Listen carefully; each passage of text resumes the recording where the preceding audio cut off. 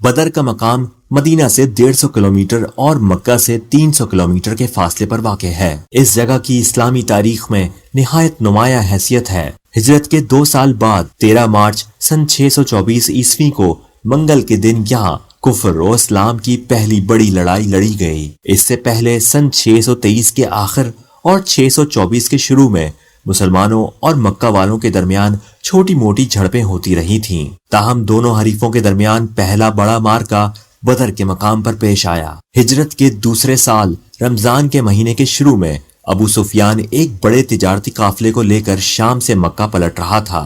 قافلے کے ساتھ 50 تیر اندازوں پر مشتمل محافظ دستہ بھی تھا۔ یہ صورتحال نبی پاک صلی اللہ علیہ وآلہ وسلم کو مدینے کے لیے ایک خطرہ محسوس ہوئی اور آپ صلی اللہ علیہ وآلہ وسلم نے دفاعی حکمت عملی ترتیب دے کر اس خطرے سے نمٹنے کی تیاری شروع کر دی۔ مکہ والوں کو ان تیاروں کی اطلاع ملی تو انہوں نے ابو سفیان کی مدد کے بہانے مدینے پر حملے کا ارادہ کر لیا اور ابو جہل کی قیادت میں 1000 کا لشکر مدینہ کی طرف پیش قدمی کرنے لگا۔ ان حالات کا علم جب رسول اللہ صلی اللہ علیہ وآلہ وسلم کو ہوا تو آپ صلی اللہ علیہ وآلہ وسلم بھی 313 مجاہدین کے ساتھ روانہ ہو گئے۔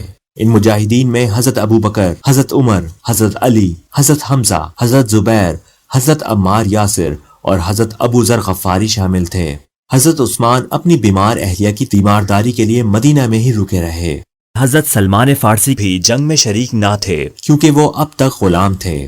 مسلمانوں کی مختصر فوج کے پاس صرف 70 اونٹ اور 2 گھوڑے تھے اور جنگی سامان اور ہتھیار بھی وافر نہ تھے، جبکہ کافروں کی فوج کے ہمراہ اس سے کئی گنا زیادہ جانور اور ہر قسم کا جنگی ساز و سامان بہت کثرت سے تھا۔ اب ایک طرف ابو سفیان ایک اور غیر معروف راستے سے گزر کر مکہ پہنچ گیا اور دوسری طرف یہ دونوں لشکر بدر کے مقام پر ایک دوسرے کے مقابل آ گئے۔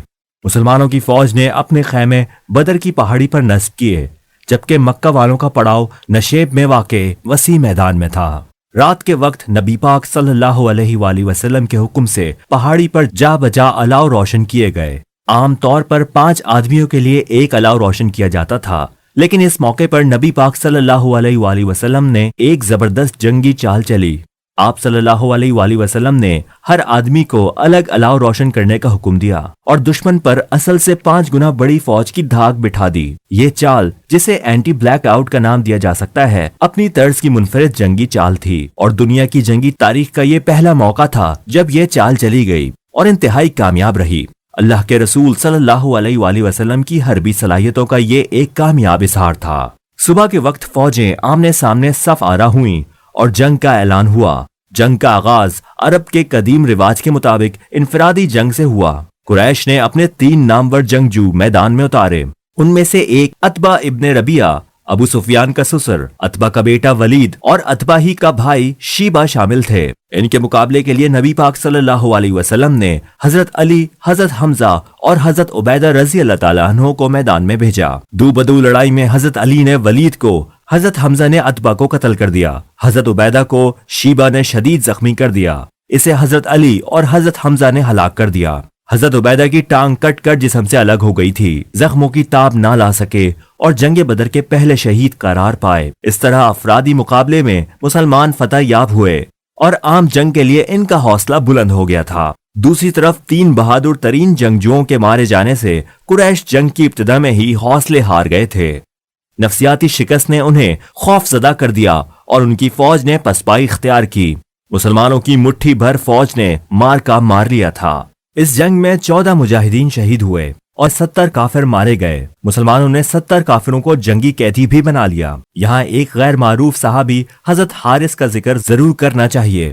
آپ رضی اللہ تعالیٰ عنہ کے 4 بیٹے اس جنگ میں شہید ہو گئے۔ اس سچے مسلمان اور محب رسول نے اس وقت نبی پاک صلی اللہ علیہ وآلہ وسلم کی آواز پر لبیک کہتے ہوئے 4 بیٹے اللہ کی راہ میں قربان کیے، جب آپ صلی اللہ علیہ وسلم کا ساتھ دینے والوں کی تعداد محض مٹھی بھر ہی تھی۔ جنگ بدر میں کامیابی رسول اللہ صلی اللہ علیہ وسلم کی کفار کے خلاف جدوجہد میں ایک تاریخی موڑ ثابت ہوئی۔ مکہ والوں کے علاوہ ارد گرد کے دیگر قبائل جو اب تک اسلام کو محض ایک علاقائی قوت اور مسلمانوں کو مخصوص مذہبی عقائد رکھنے والے افراد کا ایک مختصر گروہ سمجھتے تھے، اسے ایک ٹھوس اور طاقتور زمینی حقیقت کے طور پر قبول کرنے لگے۔ بدر کی فتح نے مسلمانوں کے ایمان کو مزید مضبوط کیا اور اسلامی ریاست کی بنیاد کو استحکام بخشا۔